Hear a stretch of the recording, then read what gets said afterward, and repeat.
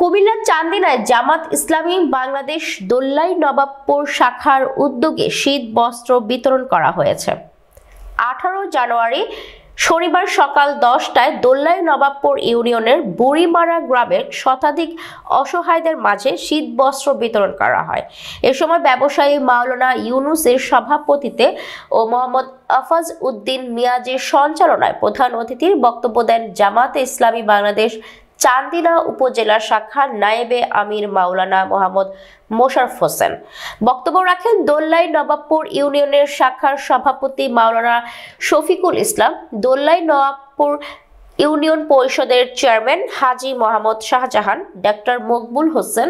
এ সময় বক্তারা ইসলামী আইন কায়েম করে বৈষম্যহীন সমাজ প্রতিষ্ঠা করে জামাত ইসলামীর পতাকা তলে সবাইকে সমাবেশ হওয়ার আহ্বান জানান। বিতরণকালে আরও উপস্থিত শিক্ষক মোহাম্মদ ইসমাইল হোসেন, লোকমান হোসেন, মুজিবুর রহমান, মোহাম্মদ ইসমাইল, হাফেজ জাহাঙ্গীর আলম, কাউসার আলম, কারি মোহাম্মদ ইব্রাহিম সহ জামাতে ইসলামী বাংলাদেশ দোল্লাই নবাবপুর শাখার বিভিন্ন নেতৃবৃন্দ। এই সম্মানিত ইসলামী মঞ্চের থেকে জামাত ইসলামী চান্দিনা উপজেলা শাখা নায়েবে আমির। আসসালামু আলাইকুম ওয়া রাহমাতুল্লাহ। জামাত ইসলামের একজন কর্মী এবং যেখানে ব্যবসা করে সম্মানিত ইসলামী মঞ্চের দানকারী